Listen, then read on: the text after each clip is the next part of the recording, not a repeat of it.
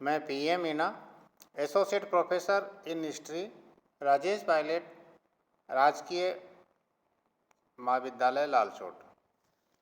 विद्यार्थियों, आज हम बीए पार्ट थर्ड आधुनिक भारत का इतिहास इस विषय के अंतर्गत बंगाल पर अंग्रेजों का अधिकार इस टॉपिक पर चर्चा करेंगे। जैसा कि हमने पूर्व की वीडियो पे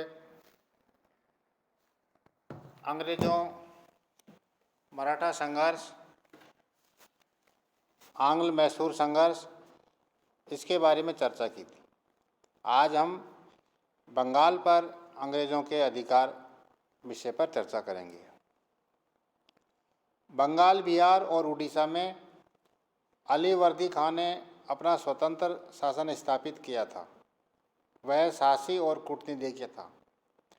अपने समय में उसने यूरोपीय जातियों को न तो अपने सूबे में संघर्ष करने दिया और न ही सूबे की राजनीति में उन्हें हस्तक्षेप करने का अवसर दिया। परंतु 1756 ईस्वी में उनकी मृत्यु और उसके नाती सिराजुद्दौला की गद्दी पर बैठते ही परिस्थितियां बदलने लगी और एक वर्ष में बंगाल का सूबा युद्ध और संघर्ष स्थल बन गया, जिसका अंतिम परिणाम बंगाल, बिहार, उड़ीसा में अंग्रेजी कंपनियों के प्रभाव की स्थापना था। वस्तुतः भारत में अंग्रेजी साम्राज्य का आरंभ बंगाल, बिहार और उड़ीसा से हुआ था। अंग्रेजों और सिराजुद्दौला के झगड़े का कारण एवं प्लासी का युद्ध। हम अंग्रेजों में और सिराजुद्दौला में जो संघर्ष हुआ उसके कारणों की हम चर्चा करेंगे और उसमें पहला कारण है राजनीति। अनेक अंग्रेज इतिहासकारों ने नवाब सिराजुद्दौला की विलासिता, क्रूरता और शासन में अत्याचार को झगड़े का मुख्य कारण बताया, लेकिन यह विचार मान्य नहीं है। झगड़े का मुख्य कारण सिराजुद्दौला की अपनी शक्ति का व्यवहारिक प्रयोग था। जिस समय वह गद्दी पर बैठा तभी अलीवर्दी खां की बड़ी पुत्री घसीटी बेगम सिराजुद्दौला के छोटे भाई और अपने गोद लिए हुए लड़के मुराउदौला को नवाब बनाने के पक्ष में थी। पूर्णिया का सूबेदार शौकत जंग, जो नवाब का संबंधी भी था, गद्दी का दूसरा दावेदार था। नवाब का सेनापति तथा अलीवर्दी खां का बहनोई मीर जाफर भी नवाब बनने का तो नहीं, लेकिन नवाब के नाम स्वयं के राज्य चलाने के लिए अवश्य ही उत्सुक था।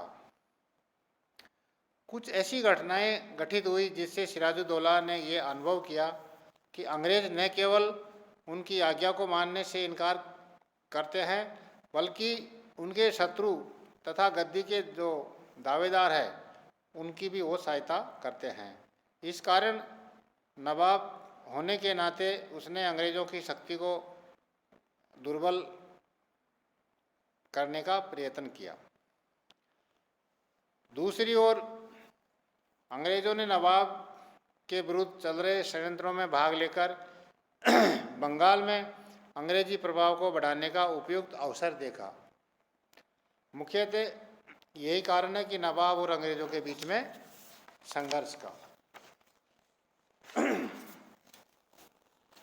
दूसरा जो कारण है वो है सिराजुद्दौला का आरंभ से ही अंग्रेजों पर संदेह करना।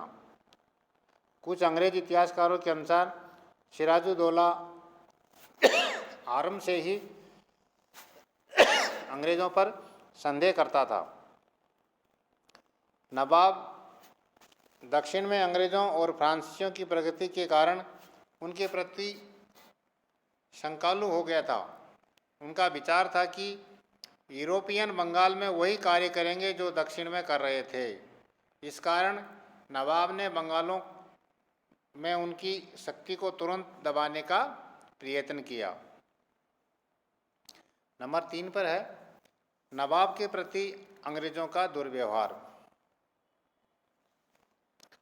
अंग्रेजों ने कभी भी नवाब के प्रति सम्मान प्रदर्शित नहीं किया। अंग्रेजों ने नवाब के राज्याभिषेक के अवसर पर भी उसे बहुमूल्य उपहार नहीं दिए। एक बार तो उन्होंने नवाब को अपनी कासिम बाजार की फैक्ट्री दिखाने तक से इनकार कर दिया था। नवाब को ये विश्वास हो गया था कि अंग्रेज उनके शत्रु शौकत जंग से पत्र व्यवहार कर रहे हैं। नंबर चौथा जो कारण था इनमें संघर्ष का, वो था व्यापारिक झगड़ा। अंग्रेजों ने मुगल बादशाह फर्रुखसियर से 1717 ईस्वी में एक आदेश पत्र के अनुसार बिना कर दिए व्यापार करते थे। उससे भारतीय व्यापारियों को हानि होती थी, नवाब की आय में कमी आती थी। इसके अतिरिक्त अंग्रेज अपने दस्तक फ्री पास का प्रयोग भारतीयों को करने देते थे, जिससे अंग्रेजों के नाम से भारतीय व्यापारी भी अपना व्यापार सामान को कर मुक्त करा लिया करते थे। यदि नवाब के अधिकारी इसे रोकना चाहते तो अंग्रेज ऐसे व्यापारियों को संरक्षण प्रदान कर देते थे। नवाब इससे असंतुष्ट था और इस संबंध में अंग्रेजों से कोई अन्य समझौता करना चाहता था, परंतु अंग्रेज अपने इस विशेषाधिकार को छोड़ने को तैयार नहीं थे। अतः अंग्रेजों और सिराजुद्दौला के बीच आर्थिक झगड़ा मुख्य कारण था। अंग्रेजों का कृष्ण वल्लभ को नवाबों के हाथों में देने से इनकार करना। कृष्ण वल्लभ घसीटी बेगम के दीवान राज वल्लभ का पुत्र था। राज वल्लभ ने घसीटी बेगम के धन को छिपाने का प्रयत्न किया। इस कारण नवाब ने उसे उसके पद से हटा दिया, परंतु उससे पहले ही राज वल्लभ ने अपनी संपत्ति अपने पुत्र कृष्ण वल्लभ को देकर अंग्रेजों के संरक्षण में भेज दिया। जब नवाब ने कृष्ण वल्लभ को अंग्रेजों से वापस मांगा तो अंग्रेजों ने ऐसा करने से स्पष्ट मना कर दिया तथा नवाब के प्रतिनिधि नारायण सिंह का अपमान भी किया। इससे नवाब ये अनुभव करने लगा कि अंग्रेज उसके शत्रुओं को संरक्षण देते हैं। अंग्रेजों द्वारा कलकत्ता की किलेबंदी करना और नवाब की आज्ञा का पालन नहीं करना। इस अवसर पर अंग्रेजों ने फ्रांसीसियों से युद्ध की आशंका हुई। इस कारण उन्होंने कलकत्ते की किलेबंदी की मरम्मत और चारों तरफ एक खाई खोदना आरंभ कर दी। नवाब को ये कार्य पसंद नहीं आया और उसने आदेश दिया कि किले की मरम्मत करना तुरंत बंद कर दे और खाई को भर दिया जाए। उसने अंग्रेजों को लिखा कि तुम व्यापारी हो, तुम किले की क्या आवश्यकता है। मेरी सुरक्षा में रहते हुए तुम्हें किसी भी शत्रु का भय नहीं होना चाहिए। ये कहा गया कि किसी भी दम्भी अंग्रेज अधिकारी ने नवाब के कर्मचारी को यहाँ तक कह दिया कि ये खाई भरती जाएगी, परंतु मुसलमानों के सिरों से। ये सूचना नवाब को दी गई और नवाब ने अंग्रेजों को सजा देने का निश्चय किया। सिराजुद्दौला का कलकत्ता पर आक्रमण और तथाकथित काल कोठरी की घटना। 20 जून 1756 को जून के आरंभ में ही नवाब ने अंग्रेजों के कासिम बाजार की फैक्ट्री पर आक्रमण कर दिया और उसे जीतकर कलकत्ता पर आक्रमण कर दिया। 16 जून को आक्रमण आरंभ हुआ। गवर्नर ड्रेक और अधिकांश अंग्रेज जहाज पर बैठकर फुल्टा के टापू में भाग गए। 20 जून 1756 को नवाब ने किले पर अधिकार कर लिया। यहीं पर काल कोठरी की दुर्घटना का होना बताया जाता है, जिसमें 20 जून 1756 को 146 अंग्रेज कैदियों में से 123 व्यक्तियों की दम घुटने से और गर्मी से मृत्यु हो गई। कलकत्ता के पतन की सूचना जब मद्रास पहुंची तो कलकत्ता पुनः अधिकार करने के लिए समुद्री मार्ग से एडमिरल वाटसन को और स्थल मार्ग से क्लाइव को भेजा गया। 2 जनवरी 1757 को अंग्रेजों ने कलकत्ता पर पुनः अधिकार कर लिया और हुगली तथा आसपास के प्रदेशों को लूटा।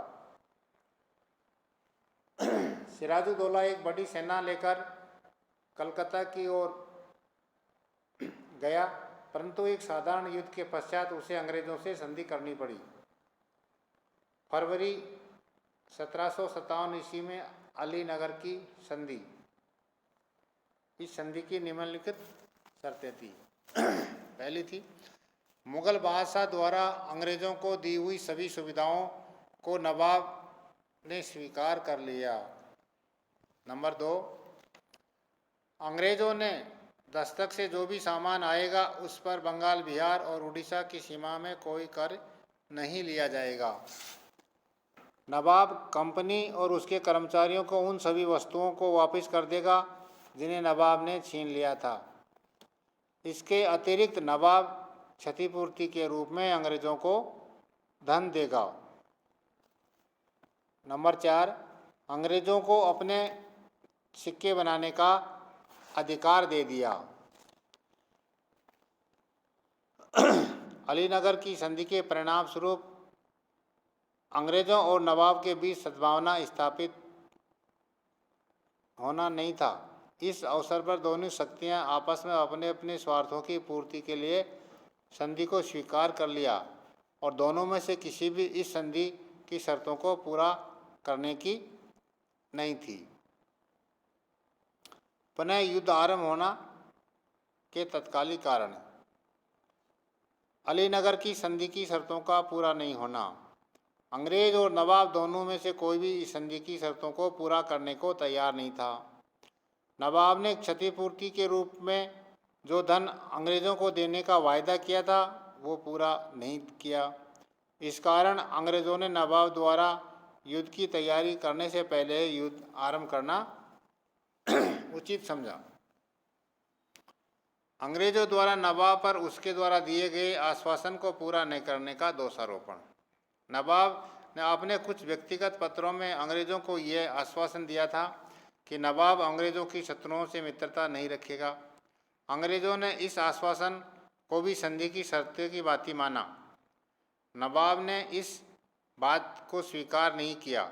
इस कारण अब 1757 में चंद्रनगर पर अंग्रेजों ने आक्रमण किया तो नवाब ने फ्रांसीसियों की सहायता के लिए कुछ सेना भेजी और इस अंग्रेजों ने शत्रुतापूर्ण व्यवहार माना और नवाब पर संधि तोड़ने का आरोप लगाया और नवाब ने इसे स्वीकार नहीं किया।